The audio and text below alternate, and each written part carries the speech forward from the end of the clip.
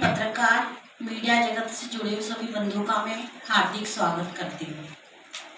बूंदी की ऐतिहासिक तीज मेला 2025 आगामी 12 से 26 अगस्त तक किया जा रहा है। इसका आयोजन हमारा प्रयास है कि हर वर्ष की भांति इस बार भी व्यवस्थित, ऐतिहासिक और भव्यता के साथ तीज मेले का आयोजन किया जाए। और इसके लिए हमने 2 महीने पहले ही वहाँ का जो समतल बनवाकर, उसके लिए हमने जो समतल बनवाकर और वहाँ पर नाली निर्माण कराई है। नाली निर्माण कराने से बारिश में जो हमारे दुकानदारों को और हमारे जो सभी आमजन है उनको काफ़ी परेशानी का सामना करना पड़ता था। तो और हमने उसमें जेसीबी डलवाया है, जिससे कि वो सारी जगह समतल हो जाए और किसी को भी कोई परेशानी नहीं हो। और हमने झूला, चक्री और सभी के पार्किंग, तय बाजारी सबके हमने टेंडर निकाले हैं। टेंडर निवेदकों के सामने ही हमने निकाले हैं और पूरी पारदर्शिता रखी है। और हमको हर वर्ष से इस वर्ष 2.5 गुना जो राजस्व हमारे नगर परिषद को प्राप्त होगा।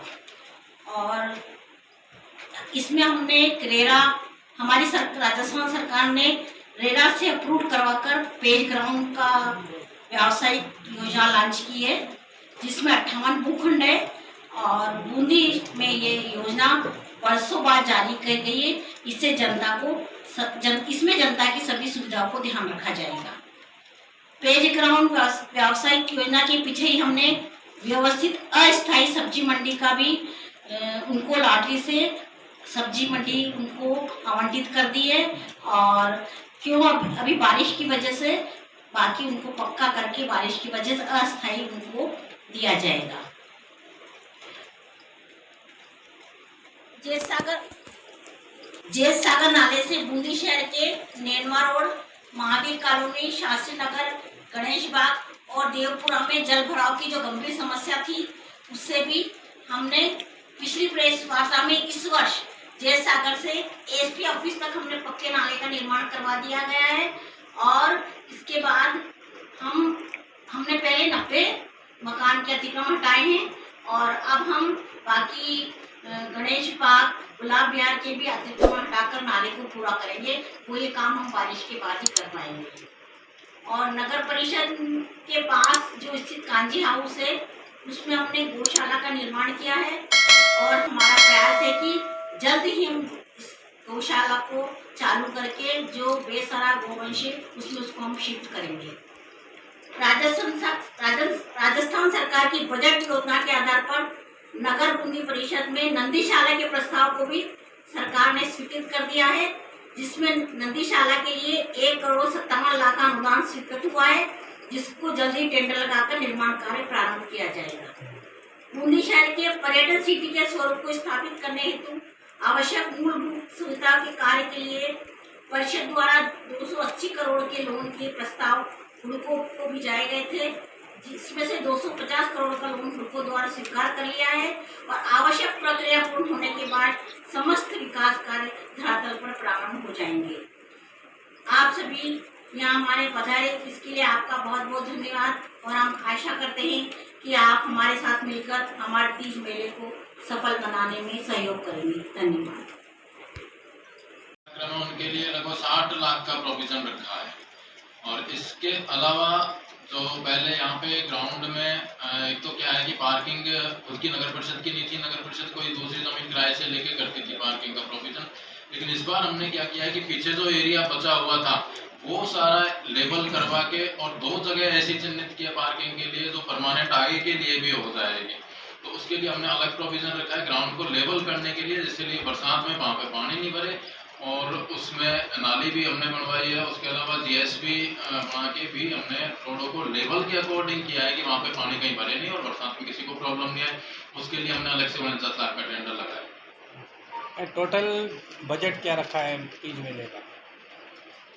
टोटल बजट प्रोग्राम वाइज है, सांस्कृतिक कार्यक्रमों का 60 लाख के करीब, वो सारे अलग अलग है। डेट वाइज 12 से और 26 तक दो प्रोग्राम है, सारे अलग अलग है।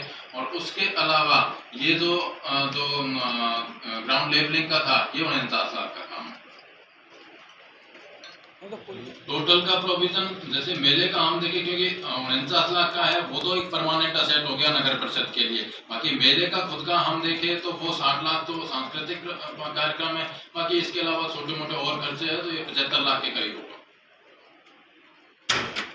क्या क्या इस बार क्या क्या प्रोग्राम कराए जा रहे हैं, किस प्रकार के आयोजन रहेंगे? हम जैसे मेला हमारा 12 तारीख को स्टार्ट होगा, तो 12 तारीख को कजली माता की सवारी है, 12 और 13 को 14 तारीख को सांस्कृतिक कार्यक्रम है, 15 को देशभक्ति कार्यक्रम जैसे ऑपरेशन सिंदूर था अपने इस पे बेस्ड है, 16 को जन्माष्टमी और भजन संध्या है, 17 को पर्यटन विभाग द्वारा सांस्कृतिक कार्यक्रम है, 18 को राजस्थानी कवि सम्मेलन है, 19 को फिर सांस्कृतिक कार्यक्रम है, 20 को स्कूली बच्चों का कार्यक्रम है, 21 को कव्वाली कार्यक्रम है, 22 को बॉलीवुड नाइट है, 23 को अखिल भारतीय कवि सम्मेलन है, 24 को रंगीला राजस्थान नाइट है, 25 को स्टार नाइट है, 26 को पुरस्कार वितरण समारोह के साथ समापन समारोह। बॉलीवुड नाइट में किसको बुला रहे हैं विशेषकर? बॉलीवुड नाइट में बुलाने का अभी कमेटी फाइनल करेगी, उसके हमने टेंडर आमंत्रित कर रखे, वो फाइनल करते हम आपको बता 30 आइटम लिस्ट में 30 आइटम की लिस्ट जहाँ के सारा जुलूस 30 आइटम है लगभग पूरे बिहार में वो 30 आइटम है। विभिन्न जगह आएगी, बाहर से भी आना बाजी वगैरह सब मिला के 25 आइटम है। निकिता दाता आए हैं आरबी इवेंट्स, समृद्धि फिल्म्स और मैट्रिक्स। तो इन्होंने जो प्रस्ताव दिए उन पे अभी कमेटी विचार कर रही है, वो फाइनल होते ही आपको सूचना दे दी। कलाकार विशेष किस किस के नाम दिए, किस किस ने दिए हैं? सेलिब्रिटी को उसमें एक बार टेंडर में जो डिटेल है वो देखनी पड़ेगी, उसके बाद ही 407 दुकानें हैं जिनमें सबका अलॉटमेंट जहाँ तक हो चुका है, और इसमें से हमने 11 दुकानें स्पेशली एसएचजी की महिलाएं होती है जैसे आजीविका की, उनके लिए निःशुल्क रखी है। 407 में ही अलग है 11 या उनसे अलग? 407 में उसी में आ गई नहीं? तो कितना अंतर आया, मतलब दोनों जो पहले प्रक्रिया थी तो अभी प्रक्रिया, इस प्रक्रिया में कितना अंतर आया? इसमें पहले तो कितनी ज्यादा इनकम हुई? पहले इसमें करते थे कि जैसे हर वर्ष से चला आ रहा है, उससे 10% बढ़ा के यहाँ पे अलॉट कर देते थे एरिया। अभी इसमें हमने टेंडर प्रोसेस से किया है, तो इस बार हमारा राजस्व पहले जितना होता था उससे 2.5 गुना के करीब जाएगा। इसको जैसे अमाउंट में अगर आप अमाउंट वाइज हम इस पे जाए तो ये 75 से 80 लाख के रुपए में बीच में आएगा। हाँ, कोशिश यही है कि नगर परिषद की तरफ से कुछ लगाना नहीं पड़े। आपने जो बताया मेला फ्री हो गया। हाँ, तो ये स्टैंड का हो गया, स्टैंड का क्या टेंडर हो गया है या अभी चल रहा है प्रोसेस? पार्किंग का और देवादारी का मंडे को है ओपनिंग। उसमें बोले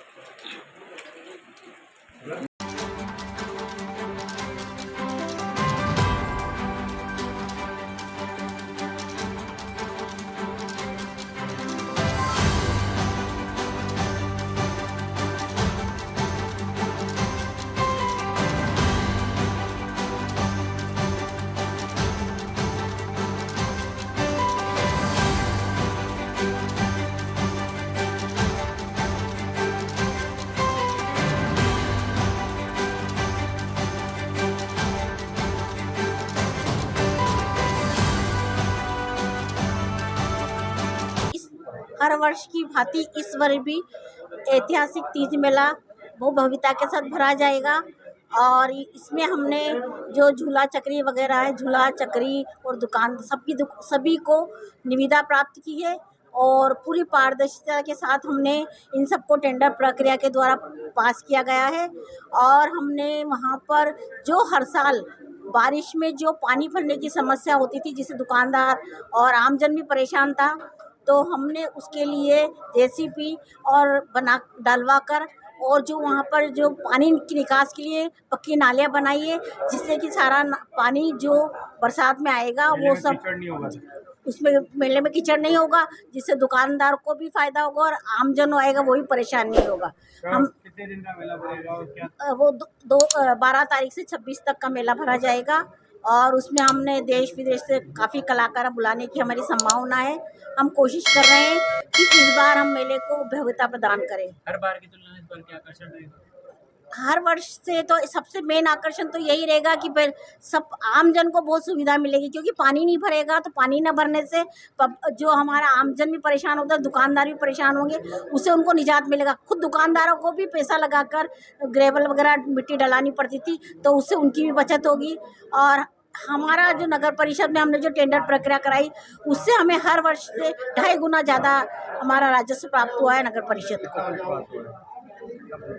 कितना बजट तो 75 लाख के लमसम होगा, ऐसा हमारा अनुमान है। लोक कलाकार कौन कौन आने वाले? कुछ लोक कलाकार भी हमने सब बाहर के ही बुलाए हैं, तो अभी आज हम सब समिति वाले बैठेंगे और उसका भी हम डिसाइड करेंगे कि कौन आने वाला है, क्या है। आज हम उसका फाइनल करेंगे। बजट पास हुआ है और क्या क्या व्यवस्थाएं की? कजली तीज मेले में जैसे सांस्कृतिक कार्यक्रम है उनके लिए हमने लगभग 60 लाख का प्रोविज़न रखा है। बाकी इसके अलावा अन्य जो खर्चे हैं छोटे मोटे उनके लिए 15-1 लाख का है। इसे टोटल मिला के 75-1 लाख के करीब इसका बजट है। किस प्रकार मेले में व्यवस्थाएं की गई? इस बार मेले में एक अलग टाइप से इसको ऐसे व्यवस्थित किया गया है कि किसी को कोई भी प्रॉब्लम हो नहीं।